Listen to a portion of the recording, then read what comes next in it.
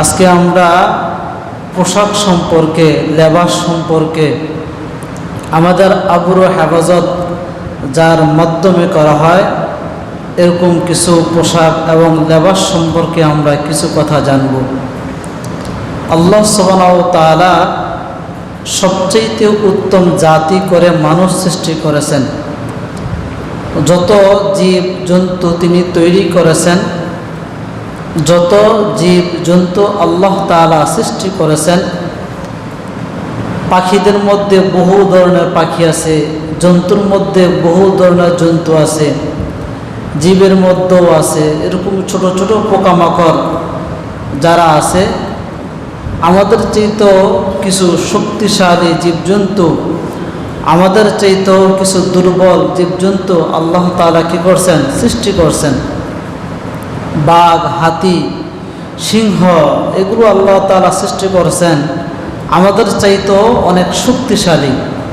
হাতি যদি সে জানতো যে আমার এই পরিমাণ শক্তি আছে, সে যদি তার পিছনের সাইড দেখতে পারতো, তাহলে কোনো মানুষের পক্ষে একটা হাতি কন্ট্রোল করা সম্ভব ছিল না, জীবনেই করতে পারতো না। কিন্তু দেখা যায় হাতির উপরে ছোট্ট একটা মানুষ বসা থাকে, এত বিশাল দেহের অধিকারী একটা হাতি সে চালাইতেছে। এটা মানুষ কি পরিমাণ দুর্বল। বাঘ, কোনো মানুষ যদি জঙ্গলে যায়, এটা বাঘের সাথে লড়াই করে কখনো সে পারবে না। দেখা যাবে মুহূর্তের মধ্যে তার কলিজা ছিঁড়ে ফিরে শেষ, ছন্নছাড়া করে দেবে। এই পরিমাণ সিংহ, বাঘ শক্তিশালী। একটা সাপ যদি একবার দংশন করে কামড় দেয়, দেখা যাবে আমার জীবন চলে যাবে। এই পরিমাণ বিষ একটা সাপ এর মধ্যে আল্লাহ তাআলা কি করছেন? দিয়ে রাখছেন। তো দেখা যায় আমাদের চাইতেও শক্তিশালী কিছু জন্তু আল্লাহ সৃষ্টি করেছেন, আমাদের চাইতেও কিছু দুর্বল প্রাণী সৃষ্টি করেছেন। মশা, আমরা এক থাপ্পড় দিলে কি হয়? মরে যায়, দুর্বল। পিপিলিকা, আমরা মুহূর্তের মধ্যে পা দিয়ে বিনাশ করে দিতে পারি, শেষ। তো এরকমভাবে সৃষ্টি করছেন আল্লাহ তাআলা। বলেন, আমি যা কিছু সৃষ্টি করি না কেন সবচাইতে শক্তিশালী, সুন্দর এবং সবচাইতে ভালো, মেধাবী আমি আল্লাহ তাআলা। মানুষ যারা আছে তাদেরকে আমি কি করছি? স্বীকৃতি দিয়েছি। আল্লাহ তাআলা কথা বলেন নাই যে বাঘ সবচাইতে সুন্দর, হাতি সবচাইতে সুন্দর, ঘোড়া সবচাইতে সুন্দর। অথচ হরিণ দেখার জন্য আমরা বিভিন্ন অঞ্চলে যাই, চিড়িয়াখানা যাই, খুব সুন্দর হরিণ, অনেক সুন্দর, বাস্তবেই সুন্দর। কিন্তু তারপরও হরিণের স্বীকারোক্তি আল্লাহ তাআলা দেন নাই যে হরিণ সবচেয়ে সুন্দর, এই স্বীকারোক্তি দেন নাই। কিন্তু আল্লাহ তাআলা এই স্বীকারোক্তিটা দিয়েছেন যে মানুষ সবচেয়ে সুন্দর। এই স্বীকারোক্তি আল্লাহ তাআলা কি করছেন? দিয়েছেন। যা কিছু তিনি সৃষ্টি করেছেন সব কিছুর মধ্যে তিনার কুদরতি হস্তদয় হাত তিনি ব্যবহার করেন নাই। মানুষ সৃষ্টি করার সময় আল্লাহ তাআলা নিজের কুদরতি হাত ব্যবহার করে মানুষকে কি করছেন? সৃষ্টি করছেন। এজন্য এক আয়াতে বলা হয়, সূরা ৩, লাকাদ খালাকনাল ইনসানা ফি আহসানি তাকওয়িম। সুন্দর গঠন দিয়ে, সুন্দর অবয়ব দিয়ে, খুব সুন্দর, সবচেয়ে উত্তম, চরিত্রবান, ভালো, আমার কাছে সবচেয়ে পছন্দনীয় সেটা হলো একমাত্র মানুষ। আল্লাহ তাআলা আমাদের স্বীকৃতি, আমরা যে সুন্দর, আমরা যে ভালো, আমরা যে আল্লাহ তাআলার কাছে অধিক প্রিয়, তিনি যে আমাদেরকে পছন্দ করেন তার স্বীকারোক্তি তিনি আয়াতের মধ্যে দিয়েছেন। অন্য কারো বেলায়, অন্য কোনো সৃষ্টিজীবের বেলা আল্লাহ তাআলা এই কথাটা বলেন নাই। অথচ দেখা যায় বিকালবেলা যখন নাকি আকাশের দিকে তাকানো হয়, কত সুন্দর একটা দৃশ্য। অনেকে আমরা মোবাইলে এটা ধারণ করে রাখি, ছবি তুলে রাখি যে সুন্দর একটা দৃশ্য। অথবা আমরা যদি কোনো স্পটে ঘুরতে যাই, সমুদ্র সৈকত বা পাহাড়ি এলাকায়, কত সুন্দর সুন্দর দৃশ্য আমরা কি করি? ছবি উঠাইয়া নিয়ে আসি, ধারণ করে রাখি। কিন্তু আল্লাহ তাআলা বলেন নাই যে এগুলো তোমাদের চাইতে সুন্দর, কিন্তু আল্লাহ এই কথা বলছেন যে সব কিছুর চাইতে সুন্দর একমাত্র মানুষ। আমি মানুষকে আল্লাহ বলেন যে মানুষকে আমি সবচাইতে সুন্দর দিয়ে কি করেছি? সৃষ্টি করেছি। আল্লাহ তাআলা মানুষ সৃষ্টি করার পর মানুষের মধ্যে যে জ্ঞান দিলেন, বিবেক আকল যেটা দিলেন, এটা আর কারোর মধ্যে দেন নাই। মানুষ,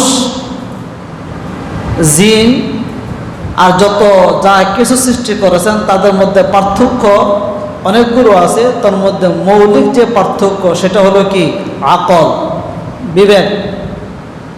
মৌলিক যে পার্থক্য সেটা হলো বিবেক। মানুষ যেরকমভাবে খায়, জীবজন্তু পশু পাখি এরকমভাবে খায়, কোনো পার্থক্য নাই।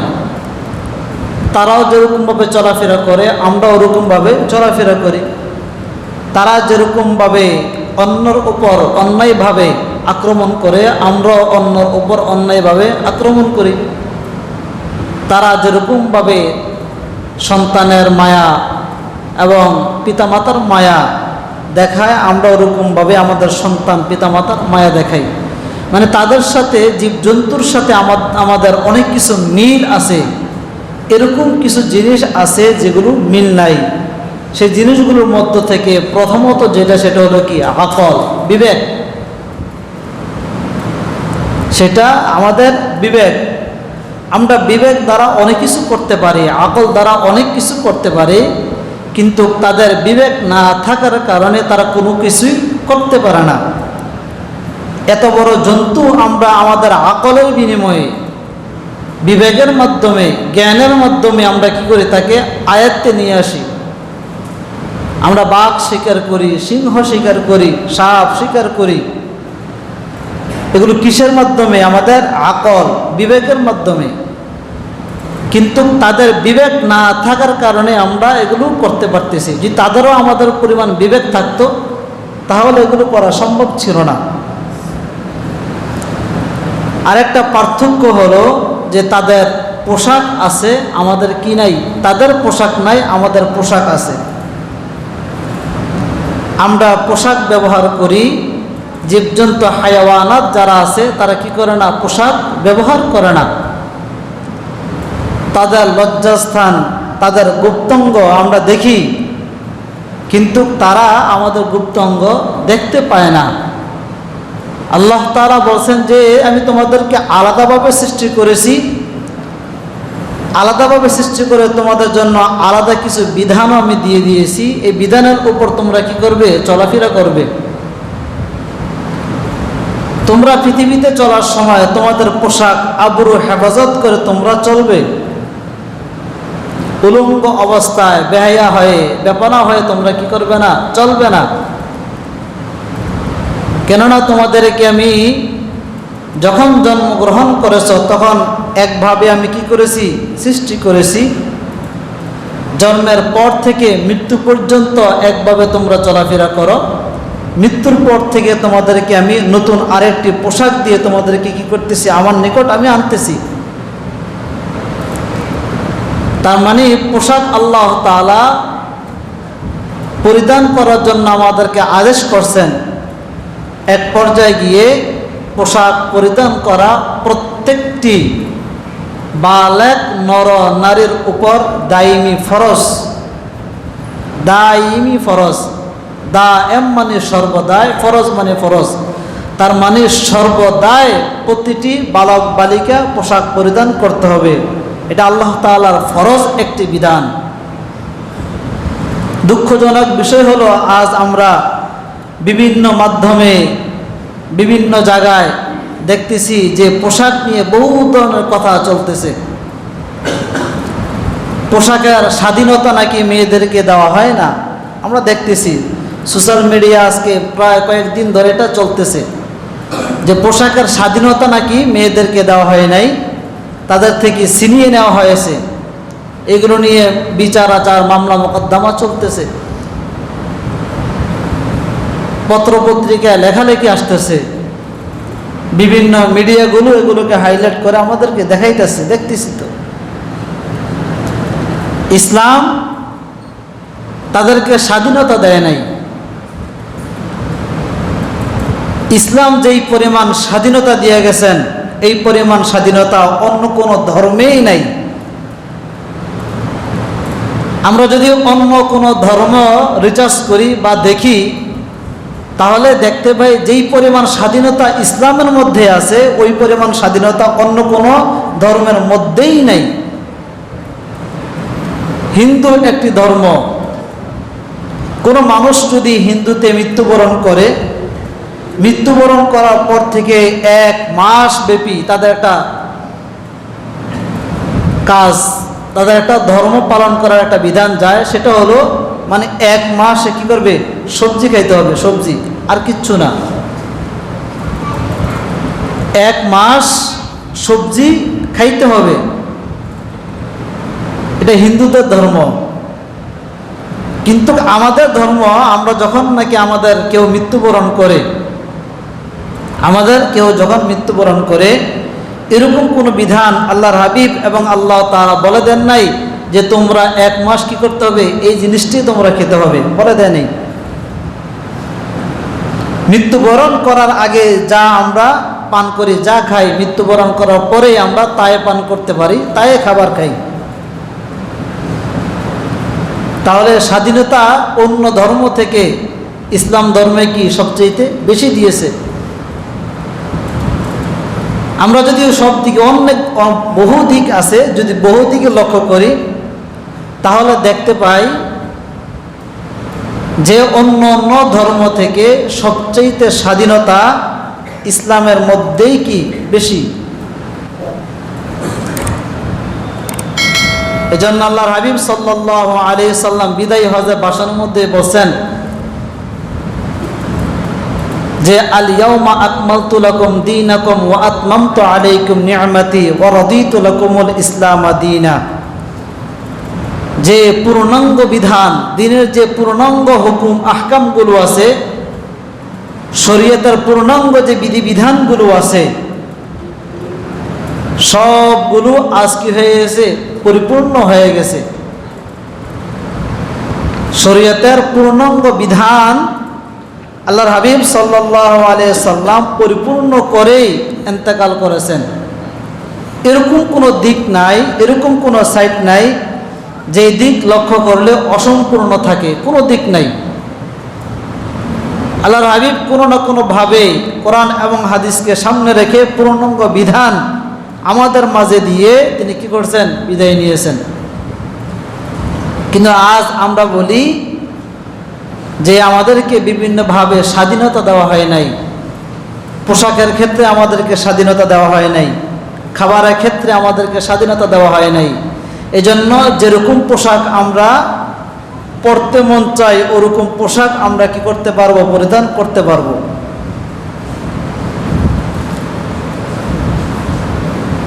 পোশাকের বেলায় যদি স্বাধীনতা দিয়ে নাই থাকে, তাহলে পরিপূর্ণ বিধান কোথায় রইল? পরিপূর্ণ তো বিধান হয় না। ওটাই পরিপূর্ণ কামেল বলা হয়, যার মধ্যে যার্রা পরিমাণ কোনো এশকাল করা যায় না, প্রশ্নবিদ্ধ করা যায় না, সেটাই পরিপূর্ণ। অথচ পোশাকের ব্যাপারে বিভিন্ন জায়গায় কোথাও ফরজ, কোথাও ওয়াজিব বিধান সহ দেওয়া আছে, কোরআনের আয়াত এবং হাদিস সহ বর্ণনা করা আছে। সাহাবায়ে কেরামের জমানায় সমস্ত সাহাবায়ে কেরাম তিনারা পোশাক পরিধান করতেন। যত নবী পয়গম্বর জন্মগ্রহণ করেছেন, সমস্ত নবী পয়গম্বর পোশাক পরিধান করতেন। নবীদের স্ত্রী যারা ছিল তারাও কি করতেন, পোশাক পরিধান করতেন। এরকম কোন স্ত্রীর ইতিহাস পাওয়া যায় নাই যে এই স্ত্রীর পোশাক এরকম ছিল, মানে পোশাক ছিল না, বিবস্ত্র অবস্থায় সে চলাফেরা করছে, এরকম কোনো স্ত্রীর ইতিহাস পাওয়া যায় নাই। বরং তারা কি ধরনের পোশাক পরিধান করছে ওগুলোর ইতিহাস কি আছে, দেওয়া আছে। কিন্তু আজকে আমরা কি বলতেছি যে এই দেশে, অমুক দেশে, এই কান্ট্রিতে, ওই কান্ট্রিতে পোশাক নাই, তাহলে আমরাও যদি পোশাক ছাড়া চলি এত সমস্যা কেন?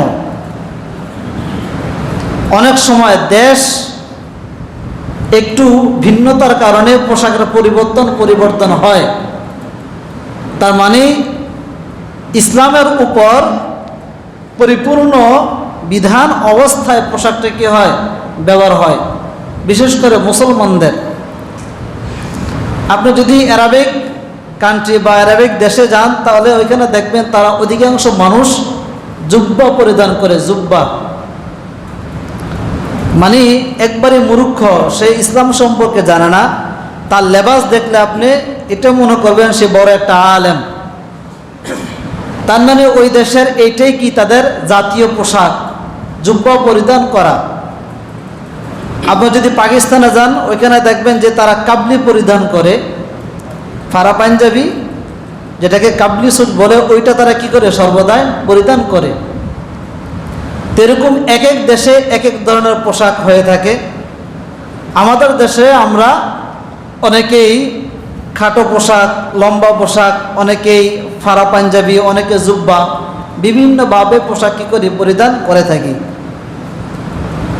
কিন্তু এখন যদি আমরা ইহুদি নাসারা খ্রিস্টানদের সাথে তাল মিলিয়ে তাদের রঙে রঙিন হয়ে আমরা যদি তাদের পোশাক গ্রহণ করি তাহলে মুসলমান এবং বিধর্মীদের সাথে পার্থক্য রইলই কোথায়? মুসলমান তো সে যাবে জান্নাতে, সে তো বিধান মানতে হবে। বিধর্মী তো সে যাবে জাহান্নামে, তার তো কোনো বিধান নাই। মুসলমানকে আল্লাহ তাআলা সৃষ্টি করেছেন জান্নাতি বানানোর জন্য এবং পরিপূর্ণভাবে ইসলামের মধ্যে আসার জন্য মুসলমানদেরকে আল্লাহ সৃষ্টি করেছেন। ইয়া আইয়ুহাল্লাযীনা আমানু দুখুলু ফিস-সিলমি কাফা, পরিপূর্ণভাবে কমপ্লিট কোর্স তুমি শেষ করে ইসলামের মধ্যে কি করো, প্রবেশ করো। এখন যদি আমার এই কোর্সের মধ্যে কিছু বিধান আমি ইসলাম ধর্ম গ্রহণ করতেছি, কিছু বিধান আমি ইহুদি নাসারা খ্রিস্টানদের ধর্ম গ্রহণ করতেছি, তাও তো পরিপূর্ণ হলো না। যতক্ষণ পর্যন্ত মুমিন মুসলমান পরিপূর্ণ ধর্ম গ্রহণ করতে না পারবে ততক্ষণ পর্যন্ত সে ঈমানদার না। আর ঈমানদার যখনই হবে না তখন সে জান্নাতে যাবেই বা কীভাবে? কেননা জান্নাতে যেতে হলে ঈমান শর্ত। আল্লাহ তাআলা বলছেন তুমি যদি জান্নাতি হতে হও তাহলে ঈমান নিয়ে আসো, তাহলে তুমি জান্নাতি। আর ঈমান ছাড়া যখন আমার নিকট আসবে কোনো দাম তোমার আমার নিকটে কমপক্ষে নাই। এজন্য পোশাকের ক্ষেত্রে কোরআন এবং হাদিস যা বলেছে আমরা এই অনুযায়ী চলাফেরার চেষ্টা করব। আজকে আমাদের ছেলে সন্তানদেরকে আমরা পোশাক পরিধান করাই, আমরা নিজেরাই কিনে দেই। এরকম পোশাক তাদেরকে আমরা ক্রয় করে দেই যেগুলো বিজাতিদের পোশাক, যেগুলো ইসলাম ধর্ম গ্রহণ কোনো মতেই করে না। তাদের আচার আচরণ, আখলাক, তবিয়ত, শরীরের ডিজাইন এরকমভাবে আমরা কি করি, তৈরি করি আমাদের বাচ্চাদেরকে, আমরা নিজেরাই করি, যেগুলো কোরআন হাদিস গ্রহণ করে না, যেগুলো বিজাতিদের কালচার, ইহুদি নাসারাদের কালচার। হিন্দুদের দেখবেন পোশাক, তাদের পুরোহিত যারা আছে তাদের পোশাকের ভিন্নতাই আলাদা। যারা নাকি বৌদ্ধ ধর্ম দেখবেন তাদের পোশাকের ভিন্নতাই আলাদা, লাল দুইটা কাপড় তারা পরিধান করে। এরকম এক এক ধর্মের মানুষ এক এক ধরনের পোশাক। আল্লাহ তাআলা মুসলমানদের কি ধরনের পোশাক হবে, নারীদের কি ধরনের পোশাক হবে, পুরুষদের কি ধরনের পোশাক হবে, এগুলো স্পষ্টভাবে বর্ণনা করে দিয়েছেন। কিন্তু আমরা কোরআন হাদিস অনুযায়ী পোশাক পরিধান না করে বিজাতিদের পোশাক আমরা আস্তে আস্তে কি করতেছি, লালন করতেছি। আল্লাহর হাবিবের পোশাক কেমন ছিল? এক হাদিসের মধ্যে বলা হয়, আবু কাতাদা রাদিয়াল্লাহু তাআলা আনহু থেকে বর্ণিত, তিনি বলেন আমি আনাস ইবনে মালিক রাদিয়াল্লাহু তাআলা আনহুকে জিজ্ঞেস করলাম যে আইয়ু সিয়াবি কানা আহাব্বু ইলান নবী সাল্লাল্লাহু আলাইহি ওয়াসাল্লাম, যে আল্লাহর হাবিব সাল্লাল্লাহু আলাইহি ওয়াসাল্লাম কোন পোশাক সবচেয়ে বেশি এবং প্রিয় পোশাক ছিল, কোনটা তিনি পরিধান করতেন। আমি যখন আনাস ইবনে মালিক রাদিয়াল্লাহু তাআলা আনহুকে জিজ্ঞেস করলাম, বলে কেন তিনি আনাস ইবনে মালিক রাদিয়াল্লাহু তাআলা আনহুকে জিজ্ঞেস করলেন? এই কারণে জিজ্ঞেস করলেন যে আনাস ইবনে মালিক রাদিয়াল্লাহু তাআলা আনহু আল্লাহর হাবিব সাল্লাল্লাহু আলাইহি সাল্লামের সাথে বহু বৎসর একসাথে ছিলেন। ছোটবেলা থেকে বড় হওয়া পর্যন্ত তিনি আল্লাহর হাবিবের সাথে ছিলেন। এজন্য আবু কাতাদা বলেন, আমি আনাস ইবনে মালিককে জিজ্ঞেস করলাম, আল্লাহর হাবিবের নিকট কোন পোশাক সবচেয়ে পছন্দনীয় ছিল?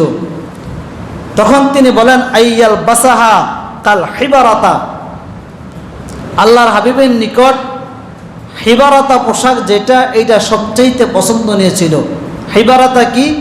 হিবারাতা হলো ইয়ামানের একটা পোশাক, সেটা দুইটা চাদর, যা আমরা এখন হজ করার সময় কি করি, ব্যবহার করে থাকি। বড় একটা চাদর ছিল, এটা নিচের দিকে কি করতেন, ঢাকতেন, আর একটা চাদর ছিল পুরো শরীর কি করতেন, ঢাকতেন। ইয়ামানের একটা পোশাক, এই পোশাক আল্লাহর হাবিবের নিকট সবচেয়ে কি ছিল, পছন্দনীয় ছিল।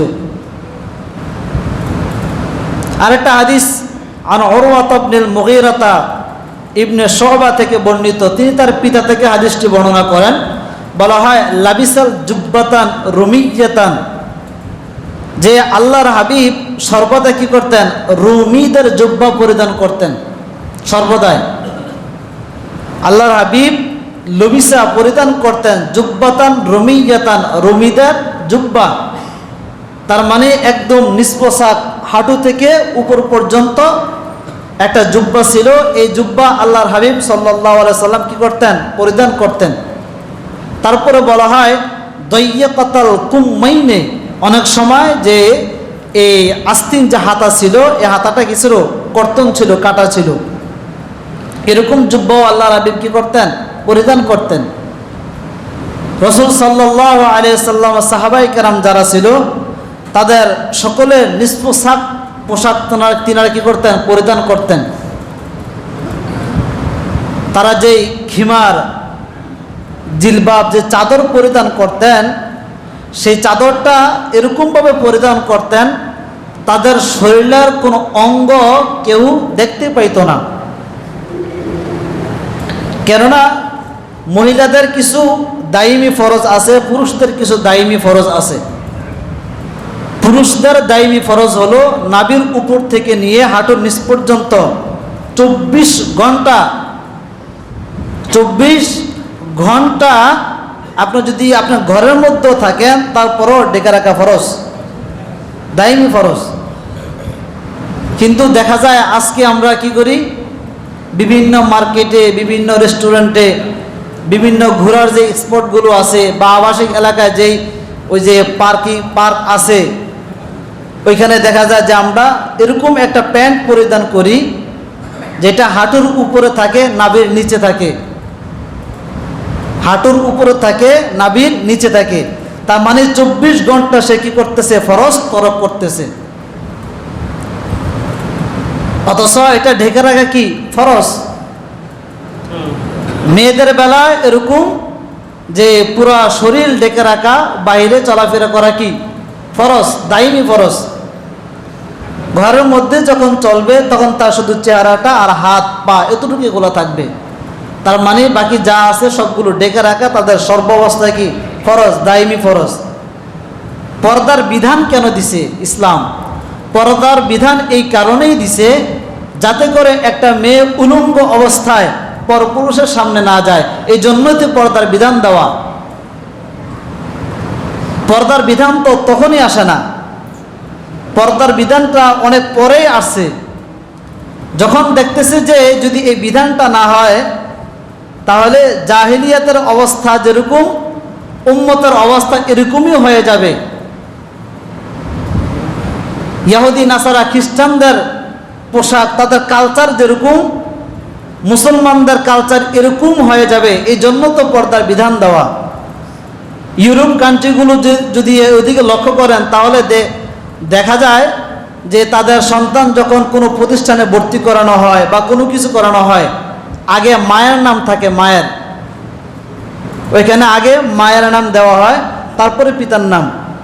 কিন্তু আমাদের দেশে আলহামদুলিল্লাহ আগে পিতার নাম দেওয়া হয়, তারপরে কি মায়ের নাম। কারণ কি? কারণ এই জায়গায় যে মায়ের নামে এই কারণে দেওয়া হয়, এই সন্তানটা কার মায়ে জানে, আর কেউ জানে না। তার মানে একটা মেয়ের স্বামী কয়েকজনে হয়, ওই দেশের রাষ্ট্রের যেইগুলো আছে ওগুলো কয়েকজনেই একটা কি মেয়ের স্বামী হয়। এই কারণে প্রতিষ্ঠানে ভর্তি করানোর আগে 9 বছর 10 বছর 11 বছর বাচ্চাদেরকে মায়া বলে খাওয়াইয়া ভর্তি করায়। দেখেন খবর নিয়া ইহুদি নাসারা খ্রিস্টানদের যেই দেশগুলো আছে পাশ্চাত্যের, ওদিকে একটু তাকান। ওদিকে ছোট ছোট বাচ্চাদেরকে মায়াবুড়ি খাওয়ানোর পরে শিক্ষা প্রতিষ্ঠানে কি করানো হয়? ভর্তি করানো হয়। তার মানে কার সন্তান এটা শুধু মায়ে জানে, আর কেউই জানে না। এজন্য মায়ের নামে ওই দেশে কি হয়? এন্ট্রি হয়। ভোটার আইডি কার্ড যা কিছু আছে আগে মায়ের নাম, তারপরে মা যেই পুরুষের কথা বলে সেই তার পিতা, এছাড়া আর কেউ না। কিন্তু আমাদের দেশে আমরা সর্বপ্রথম আলহামদুলিল্লাহ এটা শুকরিয়া আদায় করা দরকার, এখনো পর্যন্ত আমরা কি করি? আমাদের পিতার নামে আমাদের সন্তানদের কি হয়? পরিচয় হয় পিতার নামে। কার ছেলে? অমুকের ছেলে, অমুকের ছেলে, অমুকের মেয়ে। মায়ের নাম বলে না, সবাই কার নাম বলে? পিতার নাম বলে। কারণ কি? বৈধভাবে এটা হয়েছে এজন্য, আর ওগুলো অবৈধ এজন্য। ওই দেশে তো বৈধতার কোনো কিছুই নাই, উলঙ্গ অবস্থায় সবাই চলে। কে কোথায় কার সাথে কোন সময় রাত কাটায় এটা তারাই ভালো জানে, আর কেউ জানে না। তো দেখা গেছে আমাদের দেশে ওই কালচার আনার জন্য,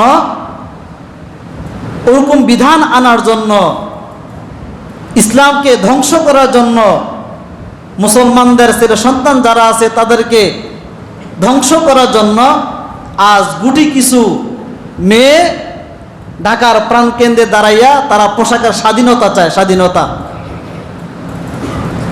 কি? স্বাধীনতা তাদের পোশাকের? শরীরের অর্ধাঙ্গ যা আছে সব কিছুই দেখা যায়, এটা নাকি স্বাধীনতা? দেখেন না, এটা আজ চলতেছে, এ কয়দিন চলতেছে এগুলো। এটা কি পোশাকের স্বাধীনতা? ইসলামের ধ্বংস। অথচ এই ধরনের নারীদের উপর আল্লাহ তাআলা লানত এবং অভিশপ্ত। বলা হয় যেই নারীরা এই ধরনের কাজ করবে এটা আল্লাহর তরফ থেকে লানত।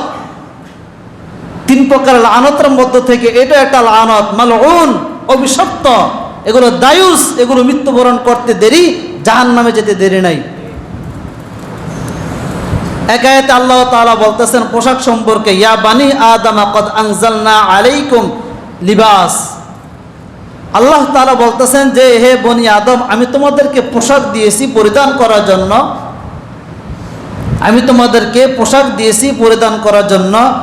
লিবাসাই ইউরি সাওআতিকুম ওয়ারিশা, ওই পোশাক তোমরা পরিধান করবে, ওই কাপড় তোমরা পরিধান করবে, যে কাপড় পরিধান করলে তোমাদের লজ্জাস্থান হেফাজত হয়, ওই পোশাক ওই কাপড় তোমরা পরিধান করবে। এখন যদি আমরা বুক, পেট, সামনে, উপরে, নিচে সব কিছুই দেখা যায়, সব কিছুই যদি দেখা যায়, এটা কি পোশাক? কিন্তু এটা নিয়ে দেখা গেছে আবার এখন বিচার হয়, মামলা হয়, ফাঁস করার জন্য অনেকে আবার আপিলও করে। কি ইতিহাস! সাহাবাই কেরামের দেশ, সাহাবাই কেরামের বেশ কিছু যুদ্ধ এরকম হয়েছিল যে যুদ্ধ, যেমন বদরের ইতিহাস। বদরের ইতিহাসের মধ্যে বহু নারী আবু জেহেল কি করছে? আনছে। মানে এই নারীদেরকে এনে সাহাবাই কেরামের ভিতরে কি করবে? ঢুকিয়ে দিবে। সাহাবাই কেরাম নারীদের প্রতি আকৃষ্ট হয়ে যাবে। এক পর্যায়ে গিয়ে তাদের ইমানের মধ্যে গলদ চলে আসবে, তখন তারা কি করবে? যুদ্ধে জয়লাভ করবে। এই তাদের পরিণতি ছিল। আল্লাহর হাবিব সাল্লাল্লাহু আলাইহি সাল্লাম বলতেছেন যে আমাদের তাকওয়া আগে আমরা ঠিক করব, তারপর আমরা যুদ্ধে অংশগ্রহণ করব। আগে আমাদের তাকওয়া ঠিক করব, তারপর আমরা কি করব? যুদ্ধে অংশগ্রহণ করব। যত নারী আসুক না কেন, যত লোভনীয় উপঢৌকন আসুক না কেন, যা কিছু আসুক না কেন, ওই দিকে তাকাবো না। এক আল্লাহকে সন্তুষ্ট করার জন্য আমরা যুদ্ধে অংশগ্রহণ করব। তো দেখা যায় এই জন্য সাহাবায়ে কেরাম যুদ্ধ করছেন, তাদের যুদ্ধের মধ্যে স্বয়ং ফেরেশতা এসে কি করছে? সাহায্য করছে। কিরে এই মানুষকে কে হত্যা করলো? কেউই জানে না। অমুক সাহাবী বলতেছে আমাদের কেউই এখানে যাই না, কে হত্যা করলো? উপর থেকে এলহাম আসে, হাবিব আমার কই 909 জন, কই মাত্র 313 জন, কার সাথে কি তুলনা? আমি যদি আপনাকে নুসরত না করি তাহলে তো ইসলাম শেষ। এজন্য আমি নিজ হস্তে আমার ফেরেশতার মাধ্যমে আপনাকে কি করলাম, সাহায্য করলাম। তো এগুলোর জন্য তো তাকওয়া ঠিক করা লাগে। এজন্য বলা হয় যে আল্লাহ তাআলা বলতেছেন তোমাদের সব কিছু হেফাজত করার জন্য আমি কি করলাম, তোমাদেরকে এরকম একটি পোশাক দিলাম, লিবাসুত তাকওয়া, যে পোশাকটা তোমাদের তাকওয়া বৃদ্ধি করে। তাকওয়াটাই তোমাদের একটা পোশাক, যালিকা খায়র, এটাই তোমাদের জন্য কল্যাণকর। যে পোশাক আমাদের তাকওয়া হেফাজত করবে, এই পোশাকটাই আমাদের জন্য কি কল্যাণকর। আমরা কি আজ এই পোশাক পরিধান করি না? তো পোশাক আমাদের থেকে ছিনিয়ে নেওয়া, এটা শয়তানের ষড়যন্ত্র। এক আয়াতের মধ্যে বলা হয় যে ইয়া বানি আদম লা ইয়াফতিনান্নাকুমুশ শাইতান কামা আখরাজা আবাওয়াইকুম মিনাল জান্নাতি ইয়ানজিউ আনহুমা লিবাসাহুমা কামা আখরাজা আবাওয়াইকুম।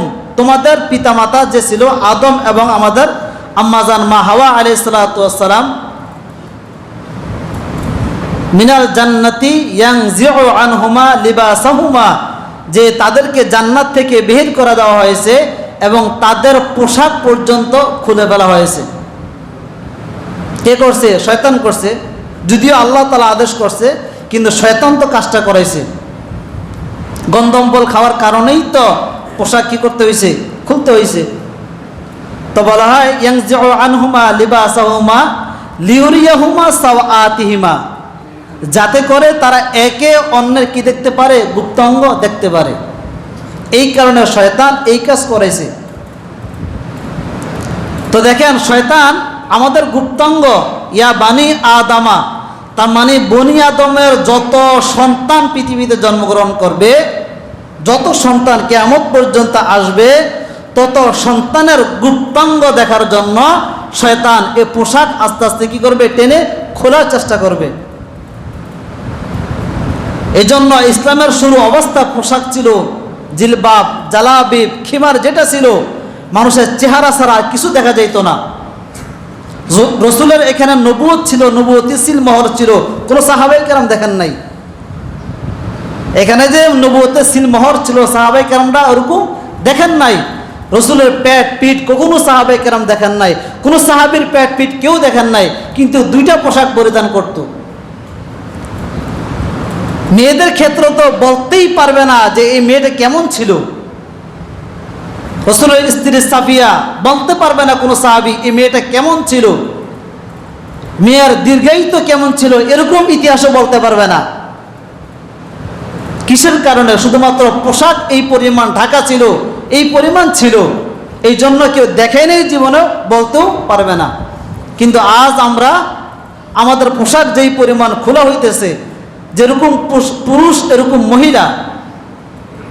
মহিলারা প্যান্ট পরতেছে, শর্ট প্যান্ট পরতেছে, পুরুষরা প্যান্ট পরতেছে এদিক দিয়ে ছিঁড়া ওদিক দিয়ে ছিঁড়া, প্যান্ট পরতেছে হাঁটুর উপরে, প্যান্ট পরতেছে নাভির নিচে। অনেক সময় যে সেজদা দেয় দেখা যায় পিছনের সাইড একদম দেখা যায়। নামাজ তো নাই, নামাজ শেষ। আপনি পিছনের সাইড দেখা যায় তো ফরজ, নামাজ পড়াও ফরজ, ওই ফরজের কারণে এই ফরজ আপনার শেষ। তো দেখা যায় যে আমাদের পোশাক অনেকে আমরা পড়তেছি যে টাট্টুর নিচে থাকতেছে। হাদিসে আছে মা আসফালা মিনাল কাবাইনি মিনাল ইজারি ফিন্নার, যেটা তার টাট্টুর নিচে থাকবে ওইটাই জাহান্নামে যাবে। অথচ আমরা এই পোশাক পরিধান করতেছি। এই জন্য এগুলো আমাদের জানা দরকার। আমাদের ছেলে সন্তানকে ওইভাবে পোশাক পরিধান করানোর দরকার, যেই পোশাকের মধ্যে স্বাধীনতা আছে, যেই পোশাক পরিধান করলে ইসলামের আবরু হেফাজত থাকবে, নিজেদের লজ্জাস্থান এবং নিজেদের সব কিছু হেফাজত থাকবে, কোরআন সুন্নাহ অনুযায়ী আমল হবে, ওই ধরনের পোশাক আমরা ইনশাআল্লাহ সবাই পরিধান করব। সকলে বলি আমিন। ওমা আলাইনা ইল্লাল বালাগ। ইয়া ইলাহি কবুল করো।